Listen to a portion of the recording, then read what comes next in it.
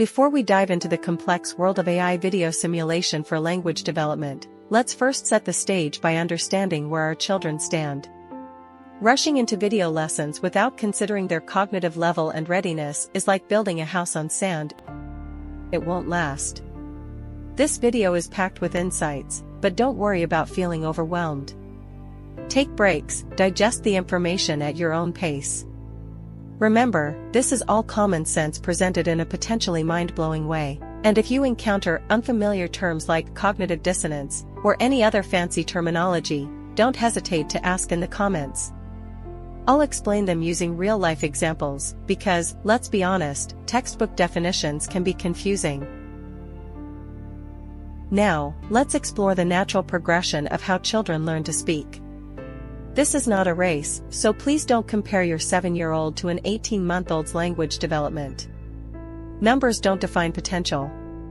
Instead, let's use this knowledge to empower our children. There are 6 key stages to be aware of. Prevocal communication, 0 to 6 months. Think of this as your child absorbing the world around them.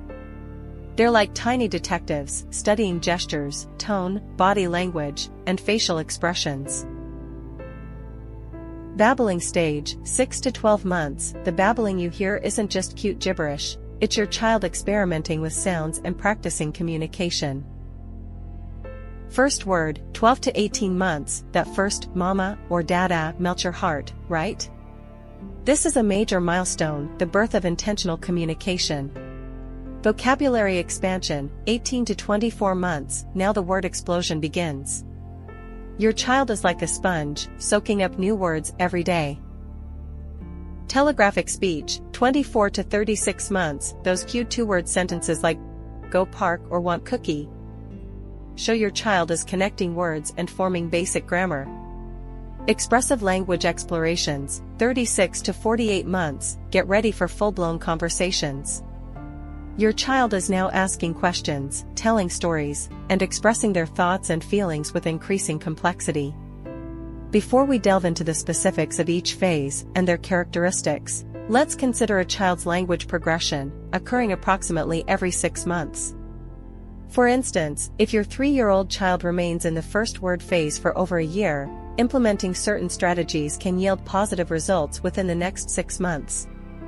It might be surprising, but the outcome can be even faster if all conditions are met successfully. Now, let's break down these phases by comparing them to situations we've all encountered. Okay, phase number 1. Ever seen a kid wrestling with a tricky puzzle? It's like their own little battlefield. Some keep at it, some throw in the towel, and others just freeze, not knowing what to do. Just like when we face challenges, right? This is a coping mechanism we need to find out beforehand. We called it fight, flights, or freeze. In a lot of instances, this happens frequently when we adults are trying to introduce new learning material to children. We either face a harsh rejection, which is fight response, or the child running away, which is flight response, and finally the child will partake the material but show no response into it, which in this case would be freeze response. All this pointer is very helpful for us to avoid unnecessary conflict, constantly provoking their defense mechanism, and gradually it becomes an excruciating experiences for kids to start their learning journey. Now, let's delve into the second phase known as persistence or weak will. Picture a child mastering the art of riding a bike. Some persist until they conquer those pedals, while others might get frustrated and throw in the towel. This phase is all about determination, just like when we tackle new skills. Understanding whether your child leans towards persistence or a weaker will is invaluable, offering us a chance to adapt our communication approach accordingly. The stance we take on persistence or weak will can be quite dynamic, depending on our perspective. Consider this example, a nonverbal child displaying strong determination in completing tasks they set for themselves. It's a commendable trait, but here's the catch, they insist on doing things their own way. It's a bit like the old saying, it's my way or no way. So, how do we navigate this situation? The key lies in observing their initial response. The first part shows their initiative in completing a task with determination, but the second part reveals their preference for doing it exclusively their way. We might label this as stubbornness or something else, but taking note of that initial response gives us valuable insights. Now, let's jump into the third phase, the great danger response or clueless. Imagine stepping into a completely new place, perhaps a park your child has never explored before. It's like they turn into little detectives, trying to figure out if it's a safe space or not. This mirrors our experiences when entering unfamiliar environments, where we're deciphering our surroundings. This phase reveals a child's basic awareness and the swiftness of their intelligence. Quick thinking is a key player in language development, and I've consistently observed this scenario. Think about a child in the first word phase who clearly knows how to express their needs, like being hungry or thirsty. What's interesting is their initial reaction. Do they pull you towards what they want, or do they head straight to the kitchen to grab what they need without verbalizing it? This makes sense because, logically, they've been practicing expressing their needs non-verbally for a while. If they've spent 3 years communicating without words, when urgency strikes, their speed of response shows which approach they're more confident in. Just because they know how to do it doesn't always mean they'll choose to do it, and that's crucial to understand. Now, when they're clueless about how to respond to their surroundings, it's like they lack information or don't have enough of it. The absence of information leaves them feeling uncertain. In such cases, they might presume the new place is similar to every other one they've been to, making a generalization. This is why children often carry certain behaviors from home to school or from daycare to home. They struggle with categorization and differentiation, having a weak sense of it. Now, let's dive into the fascinating world of habits. This is a juicy topic worth exploring.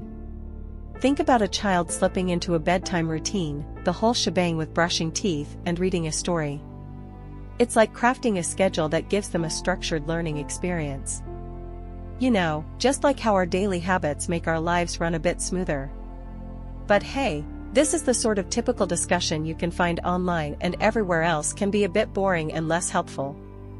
But here's the real deal, identifying your child's habits is like hitting the jackpot. Why, you ask? Well, for nonverbal kids, their memory game is strong. If your little one doesn't express their needs through words, it's like they've become memory wizards. And let's face it, most parents I've met are pretty blown away by their kids' memory skills. But here's the twist, it's kind of a joke. Why do you ask? When someone can't express themselves verbally, they rely on remembering where things are. Because, and let's be real, they can't just ask us what they want because it is not a habit for them to. So, naturally, strong memories become their power. Now, when children begin to express themselves more verbally, that reliance on memory starts to loosen its grip. But here's the downside for our nonverbal kids. Imagine it's toothbrushing time, but they're out and not home yet, unable to rush back for their routine. This will cause a major discomfort. Even if you try to console and comfort them, it's a tough sell because that habit is practically engraved in their muscle memory, and that strong memory becomes a bit of a curse. So, adults, before we introduce a shiny new healthy habit to our little ones, we need to find out of their existing habits. And, of course, I'm here to share on how to smoothly transition from one habit to another. Trust me, it's mind-blowing. I couldn't quite wrap my head around it when I first discovered it myself. Stay tuned for that.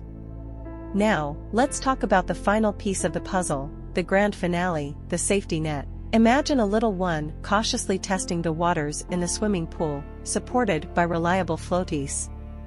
Picture slowly taking away these safety features, piece by piece, and observing their reactions. When everything is stripped away, how do they respond? This situation serves as a valuable study, shedding light on how it directly impacts nonverbal children. Let's consider a nonverbal child who's had a restful night's sleep, feeling like they're on top of the world.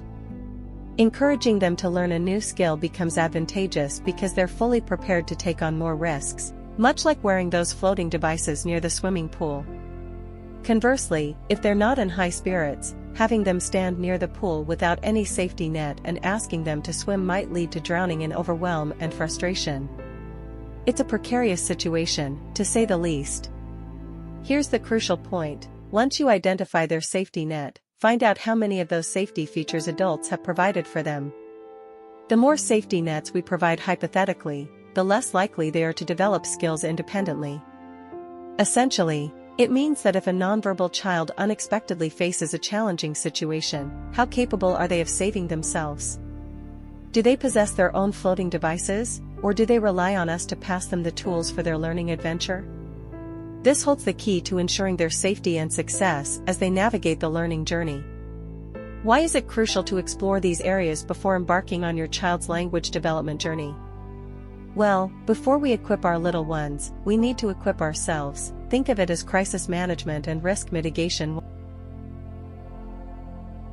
Now, I won't claim it's a foolproof strategy for communicating with your child, but it's a darn good one.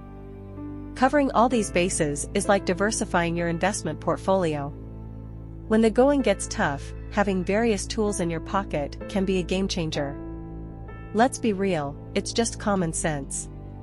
Putting all your energy into one method isn't a sustainable long-term plan. Instead, mitigating risks and mastering crisis management is key. By consistently preparing for the worst-case scenario, you build a confidence that's truly unmatched. Believe it or not, when you exude confidence in handling any situation, your unshaken approach becomes incredibly persuasive and attractive to children. After all, charisma tends to attract success, doesn't it? We've talked about unlocking your child's potential, but guess what? The journey doesn't end here.